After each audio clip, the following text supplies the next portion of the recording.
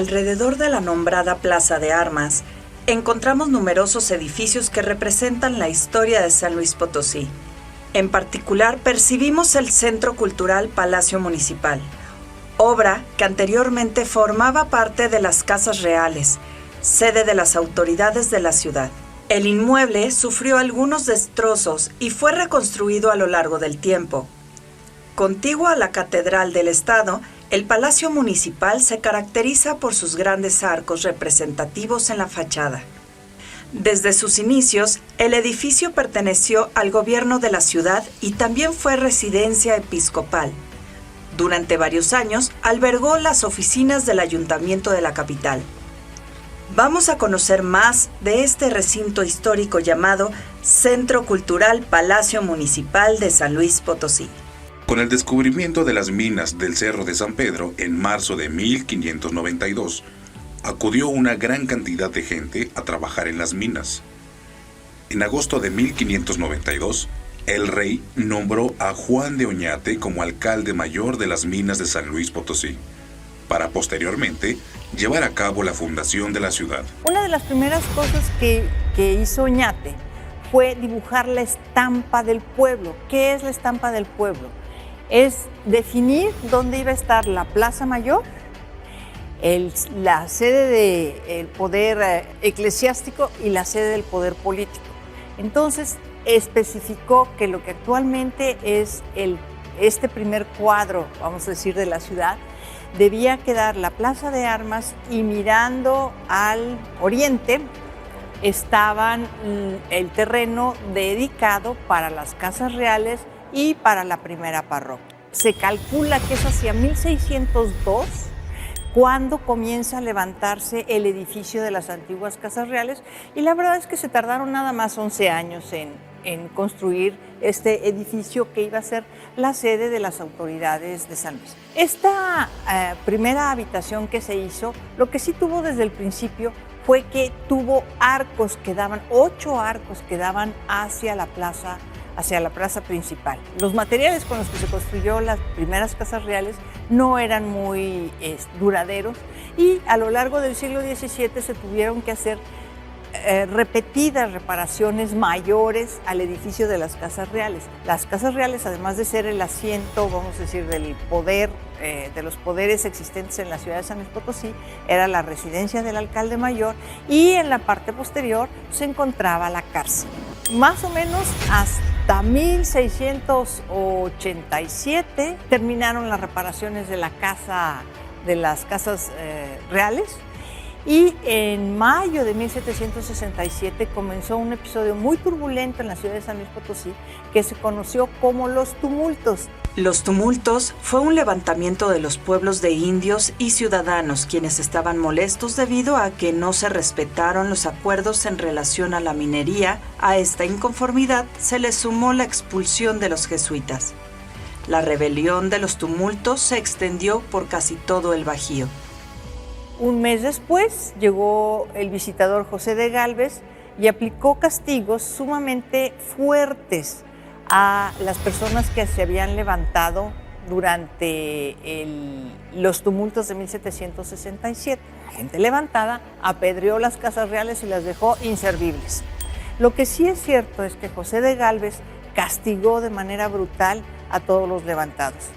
Hubo ahorcados, hubo decapitados, hubo mutilados. A partir de 1656, el pueblo de San Luis se convirtió en ciudad de San Luis Potosí, y entonces tuvo un ayuntamiento que tenía un corregidor, un depositario general, un alguacil mayor y 6 regidores, que se encargaban entonces de la administración de la ciudad. Y la sede del cabildo, del ayuntamiento, fue precisamente el edificio que estaba construido en lo que se conoció como las viejas casas reales. José de Gálvez levantó nuevas casas reales del otro lado de la plaza y se designó los impuestos que tenía que pagar la población para realizar estas obras.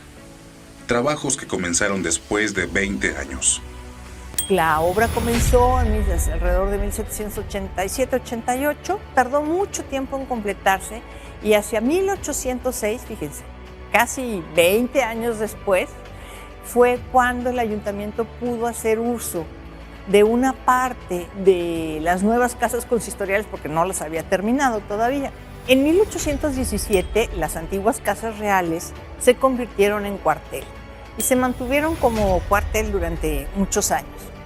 Al término de la Guerra de Independencia, este periodo que comenzó en 1810 y va a terminar en 1821, el ayuntamiento estaba completamente establecido en las nuevas casas consistoriales.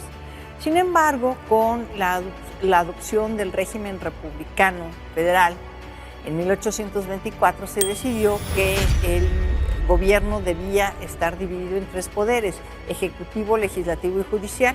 Pero ¿qué creen? Que en San Luis no había otro edificio para esos 3 poderes. Entonces se decretó que el edificio del ayuntamiento tenía que recibir a los 3 poderes. Cuando el ayuntamiento se muda en 1806 para lo que hoy conocemos como Palacio de Gobierno o nuevas casas consistoriales, la cárcel que estaba en las antiguas casas reales se pasó también en la parte posterior de las nuevas casas consistoriales y ocupaba parte de lo que hoy es la Secretaría de Finanzas del Gobierno del Estado. Colindante con la parte trasera del inmueble, don Andrés Barrueta tenía su vivienda. Propuso al ayuntamiento comprar el inmueble y hacer una finca, sin llegar a concretar nada. En 1835 se realiza otra oferta y esta vez el ayuntamiento vende la finca.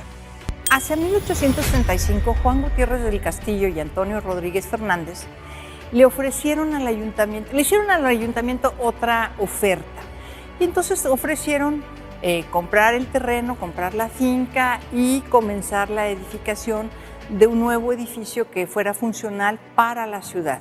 Y empezaron la obra y es el edificio que actualmente es sede de este Palacio Municipal. Lo que sucedió con Antonio Rodríguez Fernández es que nunca pudo pagarle al ayuntamiento la cantidad de dinero que le debía por la adquisición del inmueble. Muere el señor Rodríguez Fernández, que había sido gobernador de Tamaulipas, pero ya residía en la ciudad de San Luis Potosí. Al morir Antonio de Fernández, el recinto pasa a manos de sus herederos al no saldar la deuda. Finca que regresa a la propiedad del ayuntamiento. Esta finca se construyó para ser una residencia particular, pero con accesorías, es decir, con áreas de la casa que podían ser alquiladas. Inclusive aquí estuvo en 1851 la Sociedad Potosina La Lonja cuando recién se estableció. Los portales que tenía la casa funcionaban muy bien, sobre todo para albergar parte del comercio. En 1873 el ayuntamiento toma de nuevo posesión de esta casa y tiene un problema muy serio el ayuntamiento, que es la falta de liquidez y la falta de recursos para poder arreglar la finca o para poder hacer cualquier otra cosa. Entonces trata de venderlo, lo trata de vender en 2 ocasiones.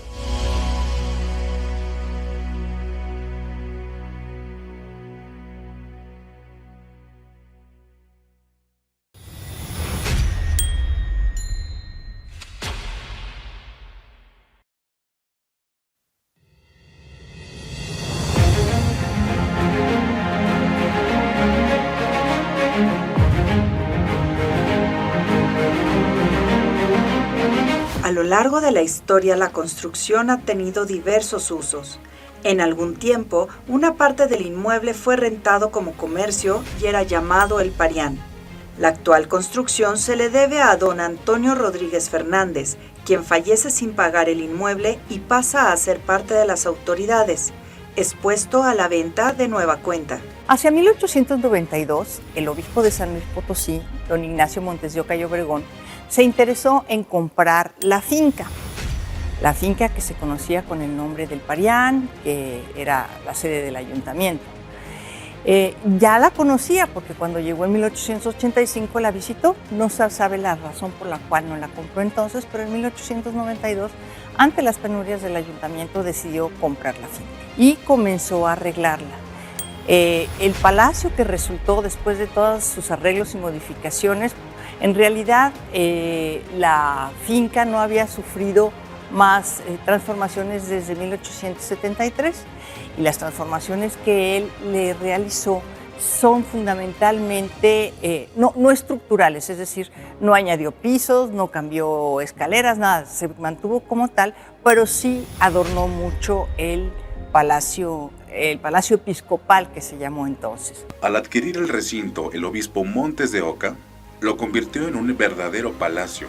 Además, lo enriqueció con extraordinarias obras de pintura y escultura. Pero Montes de Oca era una persona sumamente ilustrada, que tenía mucha cultura, era una persona supremamente inteligente. Él tenía mucho gusto por los temas griegos y romanos, y propiamente en varias partes donde ustedes pueden ver su intervención dentro de San Luis Potosí. Vamos a ver mosaicos de estilo pompeyano, por ejemplo. En este caso es el que está aquí en la escalera, que es un perro que está atado con una cadena, y cuando subamos al descanso van a ver la similitud de este mosaico con el que está en catedral. Este perro lo que nos está hablando es que la gente llegaba con problemas. Mucha gente venía y buscaba el consejo del obispo, llegaban con sus problemas por este lado de la escalera y subían, visitaban. El perro es la parte donde llego con problemas, me siento angustiado, quería el consejo del obispo, y por eso vamos a subir por este lado, porque ahorita vamos a empezar a resolver todos estos misterios, estos problemas. Las escaleras inician en 2 rampas laterales donde observamos obras que se fueron adjuntando con el tiempo. Encontramos un vitral con un escudo representativo de la ciudad de San Luis Potosí. Bueno, ahora que subimos la escalera, vamos a ver un detalle bastante interesante aquí en el palacio. Propiamente, este vitral que está aquí no es de la época de Montes de Oca, más o menos es como de la década de los 60, pero el escudo de armas que está arriba sí es de Montes de Oca. ¿Y qué hacemos referencia con esto? Pues recordemos que hace un momento hablamos de el propio rey de España, Felipe IV, fue el que nos dio el nombre de ciudad, la muy noble y leal ciudad de San Luis Potosí. Y aquí está nuestro escudo de armas que él diseñó, él dibujó. Si vemos los archivos, viene yo firmado como yo el rey, que es como firmaba los reyes españoles. Y vamos a ver a San Luis Rey sobre el cerro. Nosotros hablábamos que era el Cerro de San Pedro, propiamente la tradición así se habla, así se interpreta, pero también podemos pensar que es el Cerro del Potosí en Bolivia, que tiene la misma similitud en cuestión de dinero y plata, y por eso nos llamamos Potosí. San Luis está sobre este cerro que emana mucho oro y plata, que fue lo que hizo que tuviéramos mucha bonanza y mucho crecimiento en la ciudad durante muchos siglos, y tenemos unos lingotes de oro y de plata. Y también podemos ver en la parte de arriba esta parte de un óleo al fresco que está aquí arriba. En esta parte aquí son puros querubines, y en los lados unos faunos que están sosteniendo con un hilo un pandero con unos instrumentos musicales.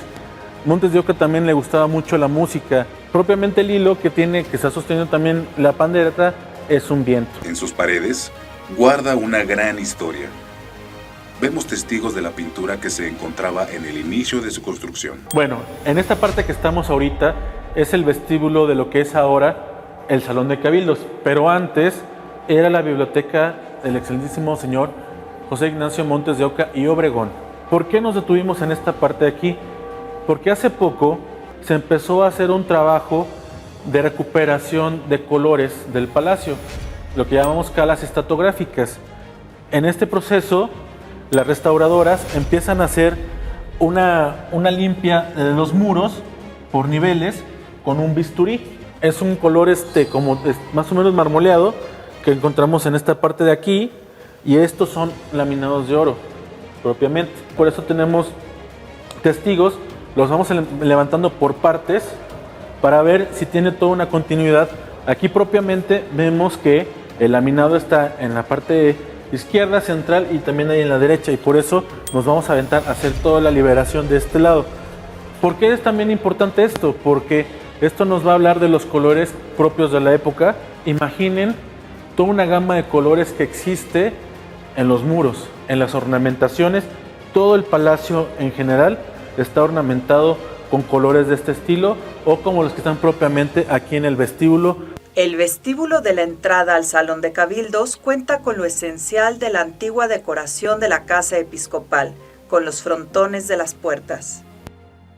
Ahora que estamos en el vestíbulo propiamente de lo que es la entrada a lo que era la biblioteca del obispo Montes de Oca, y si vemos la parte superior de esta parte, vamos a ver una diferencia en los colores de lo que vemos en todo el palacio, pues es que esta gama de colores pues es una recuperación de procesos de restauración que se hicieron propiamente en la época, creo, de la licenciada Victoria Labastida, y se recuperó esta imagen propiamente, donde vamos a poder ver en la parte de arriba de las puertas un escudo personal del ilustrísimo Ignacio Montes de Oca y Obregón, y lo vamos a poder saber porque está la I latina, la M, y hay una Y que asemeja el doble de la O, Ignacio Montes de Oca y Obregón, que es el escudo que está aquí. Y propiamente en la parte superior está el dios Apolo, que es el dios del sol, con los 4 puntos cardinales, que está acompañado de cupidos alrededor. Esta parte de aquí es la entrada a lo que es actualmente la Secretaría General. Pero cuando vivía el obispo y era propiamente el Palacio Episcopal, esta era la entrada o el vestíbulo a lo que era el Salón de Tronos. Aquí es donde Montes de Oca recibía de manera oficial a las personas que lo venían a visitar. Entonces aquí se entraba y ahí esperaban audiencia y podían entrar. Siendo casa episcopal, se dedicó un espacio al culto religioso. Se adecuó una capilla doméstica en el interior de la finca para oración. En este lugar era donde se encontraba la capilla del obispo y es un lugar importante, bueno, es el acceso a donde está ahorita la Dirección de Cultura propiamente. ¿Y cómo sabemos que era la capilla? Hace un momento platicábamos de las escalas estratigráficas y este tema es propiamente algo que se llaman testigos. Estos testigos se encuentran en la parte de aquí y en la parte de abajo, donde vamos a poder corroborar con estas fotografías. Aquí se ve este testigo y el piso propiamente como tal. Estos eran los espacios más personales del obispo, porque por lo que tenemos entendido por las fotografías, él entraba por el vestíbulo y atendía de aquel lado, porque conecta, todo el palacio conecta como tal, y esta parte entra a la sala de tronos y va a otra habitación donde era su sala de juegos, y de este lado entraba a otro estudio que tenía una vista espléndida de lo que es la Plaza de Armas actualmente. Esta parte de aquí también privada, y aquí cerraba, aquí estaba cerrado, él salía por este pasillo. El palacio tiene muchos secretos, unos muy bonitos.